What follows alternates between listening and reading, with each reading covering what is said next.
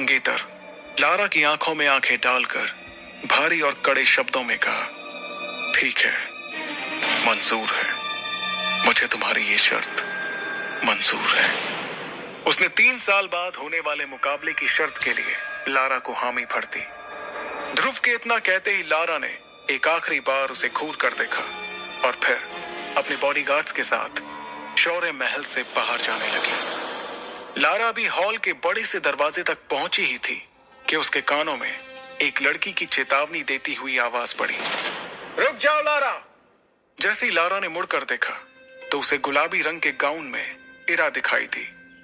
इरा दिखने में बहुत ही खूबसूरत थी और किसी भी तरह से वो लारा से कम सुंदर नहीं थी। एक जालीदार खिड़की के पास में खड़ी इरा के चारों तरफ से सूरज की रोशनी अंदर आ रही थी, जिससे इरा को देखकर ऐसा लग रहा था मानो वो कोई स्वर्ग से आई हुई अप्सरा हो। इरा ने लारा को देखते हुए कहा, मैं जानती हूं कि आज तुमने जो कुछ भी किया है तुम्हें उस पर कोई पछतावा नहीं हो रहा होगा, क्योंकि अब तो तुम्हें ध्रुव का सामना करना ही होगा। और हाँ, एक बात और, कभी ये मत सोचना कि तुम अंबर दल की लीडर बन गई तो हम लोग डर जाएंगे, क्योंकि शौर्य दल में तुमसे ताकतवर लोग भी मौजूद हैं।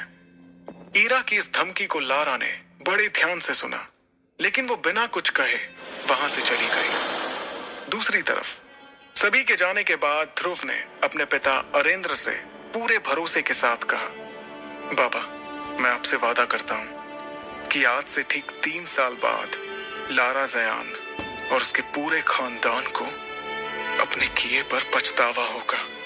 अब मैं जयान परिवार के सामने ही लारा को मुकाबले में हराऊंगा। अरेंद्र अपने बेटे ध्रुव को बेबाकी के साथ बात करते देख खुश हो रहे थे, क्योंकि पिछले 3 सालों से वो ज्यादातर चुपचाप ही रहता था। मगर आज उसकी मंगेतर ने यहाँ आकर जो कुछ भी किया, उससे उसके अंदर का वही ध्रुव जाग गया जो 3 सालों से सोया हुआ था।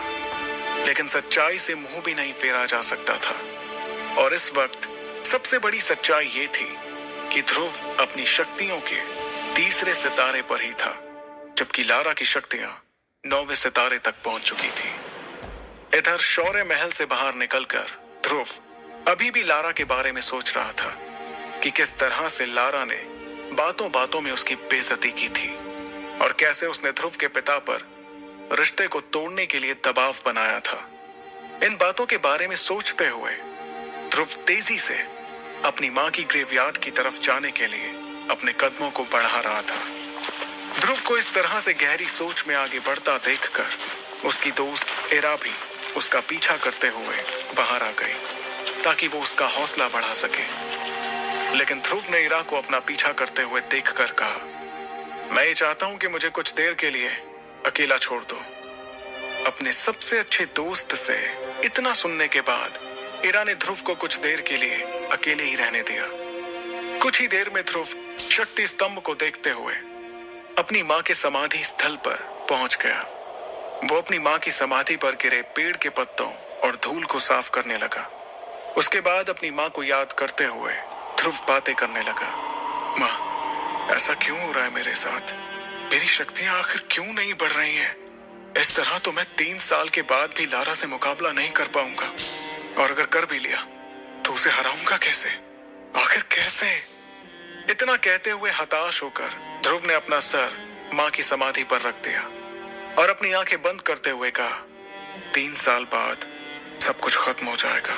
मां, अगर मैं अपनी शक्तियों को वापस हासिल नहीं कर सका तो बाबा को पूरे मेसोडोरिया शहर के सामने शर्मिंदा होना पड़ेगा। अपनी मां से बातें करते करते ध्रुव का गला सूख चुका था।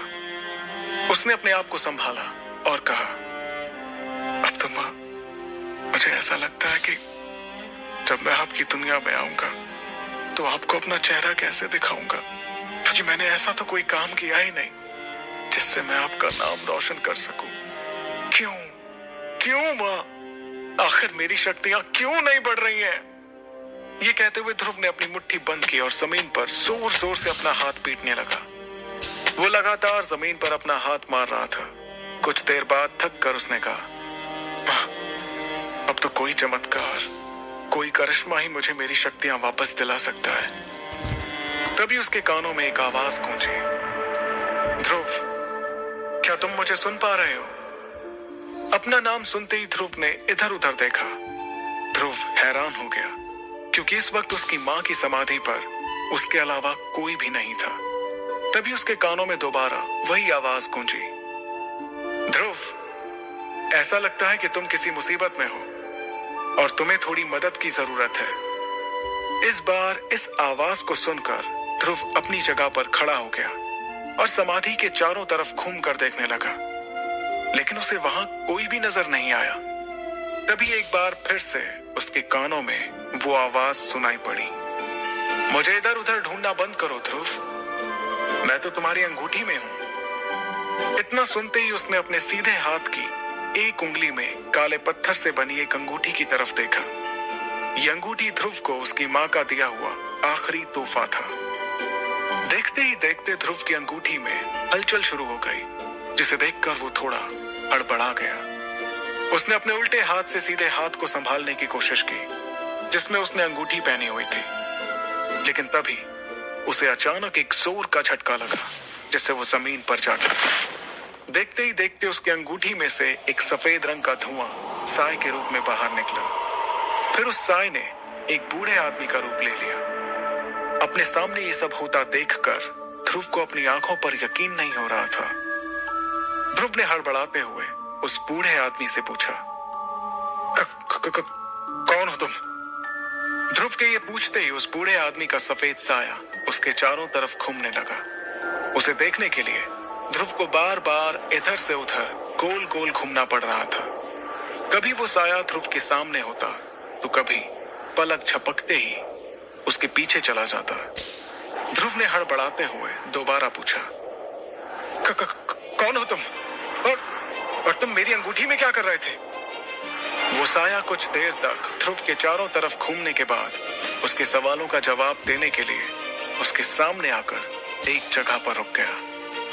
मैं कौन हूं ये जानना तुम्हारे लिए जरूरी नहीं है, लेकिन हाँ, मैं तुम्हें किसी तरह की परेशानी नहीं होने दूंगा।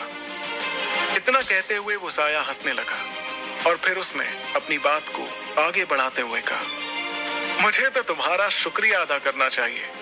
आखिर तुमने पिछले 3 सालों से मुझे अपनी अंगूठी में संभाल कर रखा और देखो, आज मुझे नींद से जगा दिया। शुक्रिया ध्रुव, तुम्हारा बहुत बहुत शुक्रिया।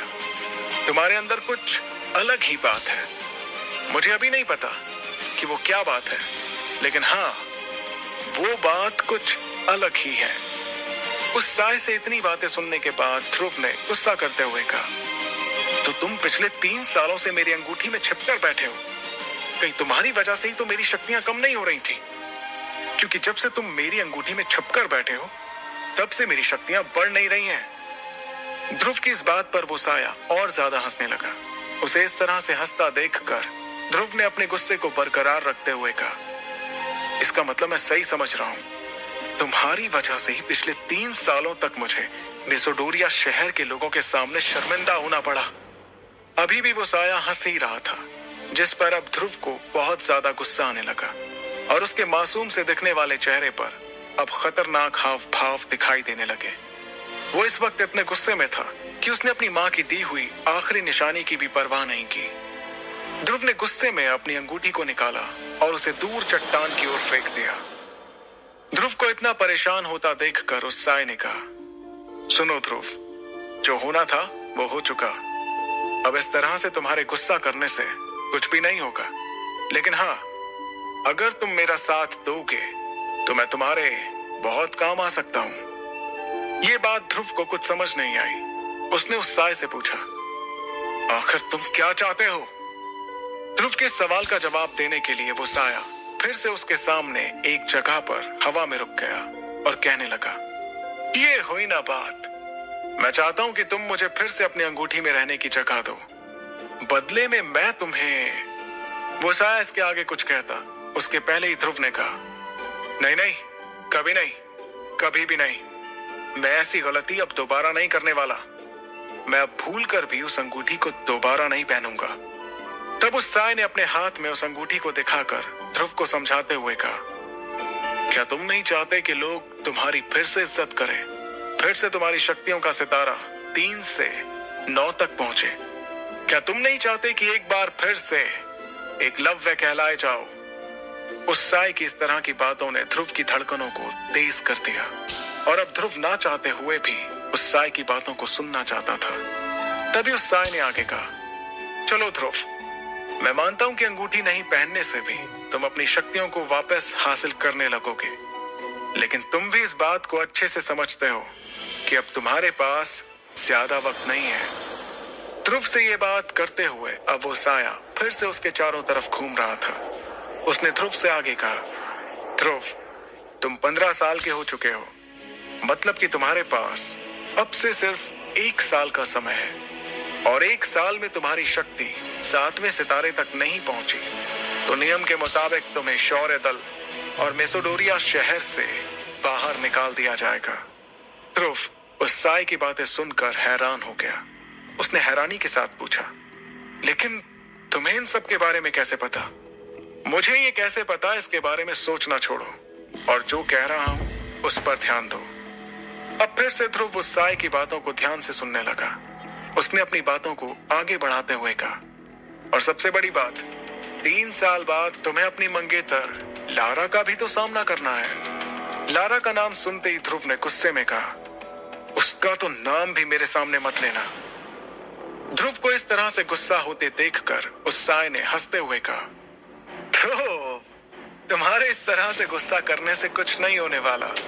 अब तुम्हें अपने सच को स्वीकार कर लेना चाहिए और तुम्हारा सच यही है कि 3 साल बाद तुम्हें अपनी मंगेतर लारा का सामना करना होगा। इस बार ध्रुव ने आगे जाकर उस साई से पूछा, तो क्या करूं मैं? तुम्हें वो करना चाहिए जो मैं कह रहा हूं। तुम इस अंगूठी को फिर से पहनकर मुझे अपनी जिंदगी में शामिल कर लो, फिर देखो किस तरह से मैं तुम्हारी जिंदगी बदल दूंगा। मैं तुम्हें इतना शक्तिशाली बना दूंगा कि तुम अपने सामने आने वाली हर मुसीबत का सामना हिम्मत से कर पाओगे। और हाँ, डरो मत, इस बार मैं तुम्हारी शक्तियों को नहीं लूंगा। ये बात तुम्हें बाद में समझ आ जाएगी कि अब तक ऐसा क्यों किया मैंने। धीरे धीरे तुम्हें इसका कारण समझ आ जाएगा, लेकिन अब तुम्हें डरने की जरूरत नहीं। ध्रुव को अपनी खोई हुई शक्तियों को वापस हासिल करने का इसके अलावा कोई और दूसरा रास्ता नजर नहीं आ रहा था। तब ध्रुव ने सपाट लहजे में कहा, ठीक है, मैं तैयार हूं। ध्रुव के इतना कहते ही वो सफेद रंग का साया हंसते हुए उसके पास से बहुत तेजी से निकला। वो उसके चारों तरफ इर्द गिर्द घूमने लगा, जिससे ध्रुव का संतुलन बिगड़ गया और वो एक बार फिर से जमीन पर जा गिरा। तब ध्रुव ने कहा, अरे ये क्या कर रहे हो? मेरे सारे कपड़े खराब कर दिए। जमीन से उठने के बाद ध्रुव ने उससे एक सवाल किया, वैसे तुमने अभी तक मुझे अपना नाम नहीं बताया। मेरा नाम विदुर है, लेकिन तुम मुझे सिर्फ गुरुदेव या फिर आचार्य कहना। ठीक है आचार्य विदुर, तो आप मेरी ट्रेनिंग कब से शुरू करेंगे? विदुर ने कहा, बहुत ही जल्द। तभी अचानक ध्रुव ने विदुर से पूछा, आचार्य, क्या आपको करिश्माई शरबत के बारे में कुछ पता है? विदुर ने तुरंत जवाब देते हुए कहा, मेरे हिसाब से वो दुनिया का सबसे वाहियात किस्म का शरबत है। मैं तुम्हारे लिए खास चीज बनाऊंगा, अमृत धारा। उससे तुम्हें बहुत मदद मिलने वाली है। ध्रुव ने हैरान होते हुए पूछा, क्या कहा? अमृत धारा? ये क्या है और इसके क्या फायदे हैं? ध्रुव के सवालों से परेशान होकर विदुर ने कहा, तुम सवाल बहुत पूछते हो। फिलहाल मैं तुम्हें कुछ जड़ी बूटियां लिख कर दे रहा हूं, इसका इंतजाम करो। जब अमृत धारा बन जाए तो तुम खुद ही देख लेना कि वो क्या चीज है। फिर तुम खुद ही बताना मुझे कि अमृत धारा बेहतर है या तुम्हारा वो करिश्माई शरबत।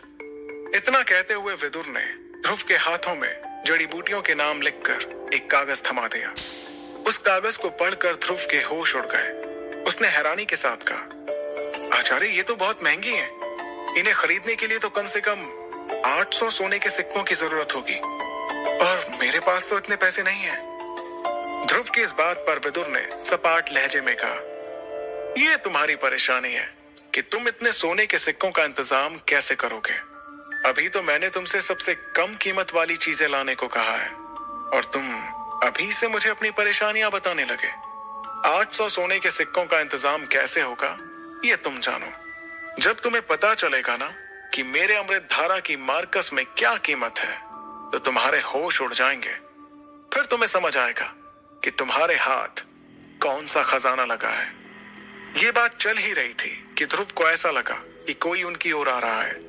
इस आहट को सुनकर विदुर ने जल्दबाजी में कहा, मैं अंगूठी में वापस जा रहा हूं, तुम इस अंगूठी को पहन लेना और हाँ, किसी को भी मेरे बारे में मत बताना, समझे। इतना कहते हुए विदुर ध्रुव की अंगूठी में जाकर गायब हो गए। आगे की कहानी जानने के लिए सुनते रहिए सुपर योद्धा, सिर्फ पॉकेट एफएम पर।